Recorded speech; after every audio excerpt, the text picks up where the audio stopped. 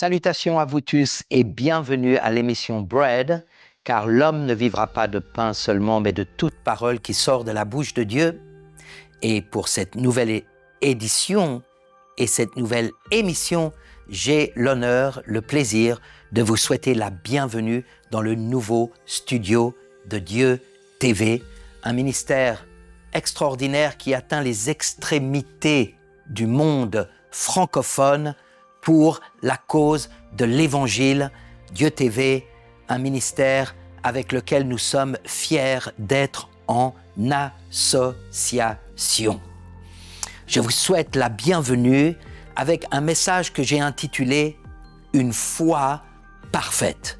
Et pour ce faire, j'aimerais vous inviter à tourner avec moi dans le livre des Actes des Apôtres au chapitre 17 et particulièrement le verset 22 et le verset 23 qui nous dit ceci. Paul, debout au milieu de l'aréopage, dit « Hommes athéniens, je vous trouve à tous égards extrêmement religieux, car en parcourant votre ville et en considérant les objets de votre dévotion, j'ai même découvert un autel avec cette inscription « à un Dieu inconnu ».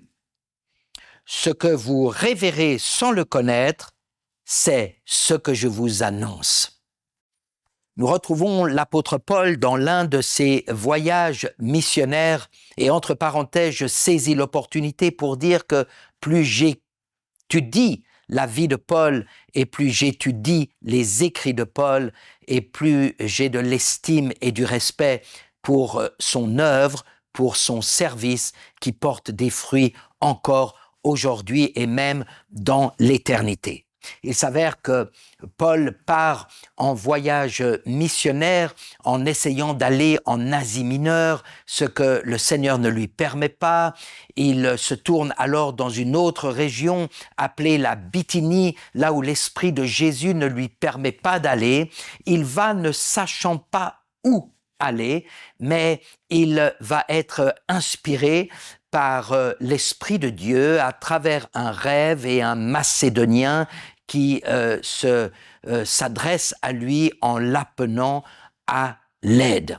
C'est ainsi que l'apôtre Paul comprend qu'il est appelé à aller en Macédoine, dans un lieu stratégique entre l'Europe et l'Asie mineure, entre l'Europe et aujourd'hui ce que nous appelons la Turquie.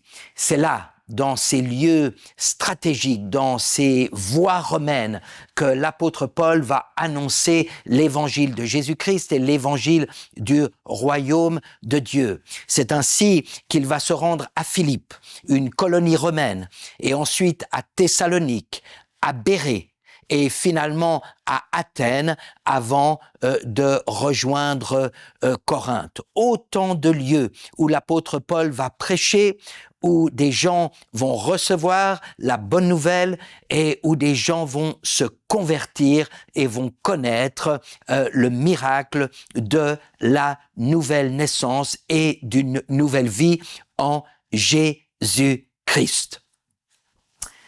L'apôtre Paul, qui s'adresse au peuple juif, se réfère inlassablement au Tanakh, ou ce que nous appelons plus communément l'Ancien Testament. Il est écrit, il se réfère aux prophéties, il se réfère à l'enseignement, il se réfère à la loi, il se réfère à l'Écriture. Mais lorsque l'apôtre Paul s'adresse aux Athéniens, au monde gréco-romain, il utilise d'autres références telles que certaines données de leur philosophie ou de leurs poèmes. C'est ainsi que l'apôtre Paul trouve des points d'attache différents selon son audience, mais toujours pour amener le même message de l'Évangile. Lorsqu'il se trouve au milieu des Athéniens, il leur dit combien il les trouve religieux. Le monde gréco-romain de l'époque est un monde idolâtre. Bon nombre de dieux, chacun pour un domaine particulier, des dieux qu'ils vont révérer, des dieux qu'ils vont invoquer afin d'obtenir leur clémence, afin d'obtenir leur faveur et afin de vivre une vie prospère. Ce que l'apôtre Paul leur dit, c'est que leur religion est en fait une superstition basée sur ce qu'ils vont faire afin d'obtenir la clémence des dieux. Il leur apporte un tout autre évangile. Il ne leur apporte pas la religion, il ne leur apporte pas la superstition, il leur apporte la foi en Jésus-Christ. Il y a une grande différence entre la superstition et la foi, entre la religion et la foi, entre la tradition et la foi. La religion, la tradition, la superstition provient de ce que l'homme fait.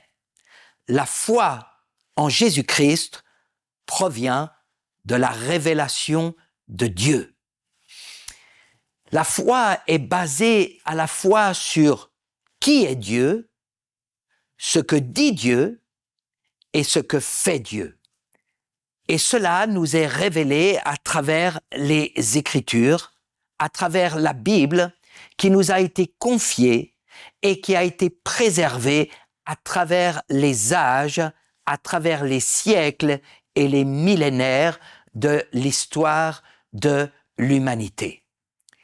C'est en s'exposant à cette parole que nous obtenons la foi en Jésus-Christ, c'est en nous exposant à cette parole que nous allons développer la foi dont la seule autorité est la parole de Dieu.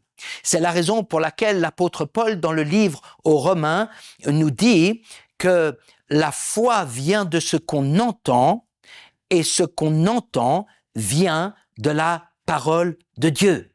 C'est comme ça que Jésus-Christ dit à ses disciples, « Ne craignez point, mais croyez en Dieu et croyez en moi, parce que ce que je vous dis, c'est la vérité, vous connaîtrez la vérité et la vérité vous affranchira. » Nous découvrons quelle est la foi véridique lorsque nous sondons les Écritures et que nous recevons la révélation de Dieu. Cela est la provenance de la foi, mais ce n'est pas l'aboutissement de la foi. L'aboutissement de la foi, elle se trouve dans l'épître de Jacques, qui est un apôtre, qui est le frère de Jésus, qui était responsable de l'Église à Jérusalem et qui s'est avéré être un homme fort pragmatique. Que nous dit l'apôtre Jacques concernant la foi et particulièrement dans son épître au chapitre 2 et au verset 18 jusqu'au verset 22. Voilà ce que Jacques nous dit. Mais quelqu'un dira, toi tu as la foi et moi j'ai les œuvres, montre-moi ta foi sans les œuvres et moi je te montrerai la foi par mes œuvres. Tu crois qu'il y a un seul Dieu, tu fais bien, les démons le croient aussi et ils tremblent. Veux-tu savoir, ô homme vain, que la foi sans les œuvres est inutile? Abraham, notre père, ne fut-il pas justifié par les œuvres lorsqu'il offrit son fils Isaac sur l'autel? Tu vois que la foi agissait avec ses œuvres et que par les œuvres, la foi fut rendue parfaite. Une foi parfaite. Une foi parfaite, c'est Dieu qui parle et nous qui agissons. Une foi parfaite, c'est un Dieu qui dicte et nous qui exécutons. C'est cette parole de Dieu qui est la source de la foi et qui cherche une incarnation dans notre vie. La foi parfaite, la foi aboutie est la foi qui s'exprime dans notre manière de penser, dans notre manière de parler et dans notre manière d'agir. La parole de Dieu nous donne cette révélation d'un Dieu qui est, d'un Dieu qui dit et d'un Dieu qui agit, qui fait et qui accomplit. De la même manière, l'homme est créé à l'image de Dieu et l'homme est appelé à devenir ce qu'il est appelé à devenir. Il est appelé à être. Et à travers la foi, nous découvrons notre propre identité. À travers la foi, notre pensée est transformée. À travers la foi, nos paroles sont transformées et à travers la foi, nos actions de chaque jour sont transformées. Une foi dans la vie d'un homme ou d'une femme dont les actions ne sont pas transformées n'est pas la foi. Ça peut être de la croyance, ça peut être de la religion, ça peut être de la tradition, ça peut être de la superstition, mais ce n'est pas la foi.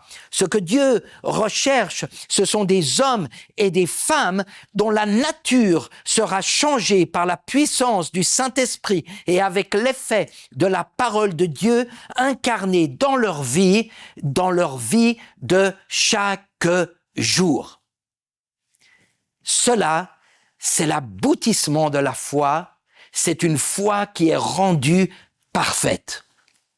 J'aimerais vous inviter à considérer avec moi ce que nous pourrions appeler le chapitre de la foi que certains appellent la galerie des héros de la foi dans Hébreux 11. Hébreux 11 nous dit « Or la foi est une ferme assurance des choses qu'on espère, elle est une démonstration de celles qu'on ne voit pas. Pour l'avoir possédée, les anciens ont obtenu un témoignage favorable. » Vous voyez, la foi commence par être l'assurance ferme des choses que nous espérons et elle est une démonstration des choses que nous ne voyons pas. Elle est démontrée à travers notre propre témoignage. Et c'est ainsi que nous pouvons obtenir un bon témoignage comme l'ont obtenu les anciens qui sont ensuite énumérés, mentionnés, évoqués dans ce que nous appelons la galerie des héros de la foi dans Hébreux 11.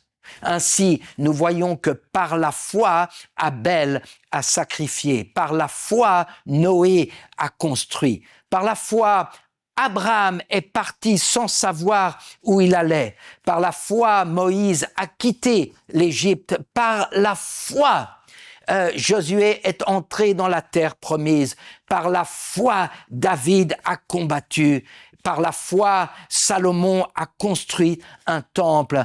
Par la foi, les prophètes ont parlé des promesses qui étaient à venir et ont annoncé le Messie. Vous voyez, par la foi, ils ont agi. Et c'est la grande question que nous devons nous poser. Où sont les fruits de notre foi? N'en restons pas à la dimension de la croyance cérébrale. La foi est faite pour être incarnée dans les actions de notre vie. Cela implique nos choix, nos décisions, nos priorités. Cela indique notre manière de vivre. Cela indique notre soumission à la volonté de Dieu, à la révélation de Dieu à travers notre obéissance. L'obéissance est l'expression ultime de l'honneur que nous pouvons apporter à la parole de Dieu. Oui, ses pensées ne sont pas nos pensées et ses voix ne sont pas nos voix. La parole de Dieu nous convainc et parfois la parole de Dieu nous confronte. J'aimerais vous inviter à ne pas avoir peur d'être confronté à la parole de Dieu, d'être confronté à une nouvelle manière de penser, à être confronté à une nouvelle voie dans vos vies, dans ma vie. C'est ainsi que nous verrons Dieu agir.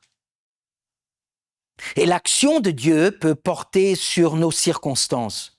Combien de fois nous Prions pour que nos circonstances changent, pour que ce qui est défavorable devienne favorable. Et combien de fois Dieu répond à nos prières, Dieu agit, Dieu intervient.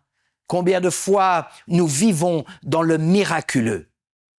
Pourtant, il est des fois où Dieu semble silencieux, il est des fois où nos conditions, nos circonstances, notre contexte semblent ne pas connaître de transformation et de changement drastique. C'est dans ces temps-là que Dieu amène une transformation bien plus importante et bien plus bénéfique que le changement de nos circonstances. Il s'agit de la transformation de notre être intérieur. Car oui, Dieu est le Dieu de la transformation et il nous amène une grâce particulière par rapport aux montagnes qui peuvent se trouver devant nous. Soit il nous donne la force de les franchir, soit il nous donne la grâce de les aplanir. Mais dans les deux cas, rappelez-vous ce que Jésus-Christ a dit à ses disciples. Si vous avez la foi, vous pourrez dire à cette montagne de se déplacer et elle se déplacera. Nous mettons notre foi dans un Dieu qui déplace les montagnes. Nous plaçons notre foi dans un Dieu qui est et qui est le rémunérateur de ceux qui le recherchent diligemment. Recherchons diligemment à plaire à Dieu en considérant sa parole avec un honneur qui nous amène à la fois à la soumission et à l'obéissance qui porteront leurs fruits et que Dieu nous récompensera. Bénédiction à vous tous. Amen.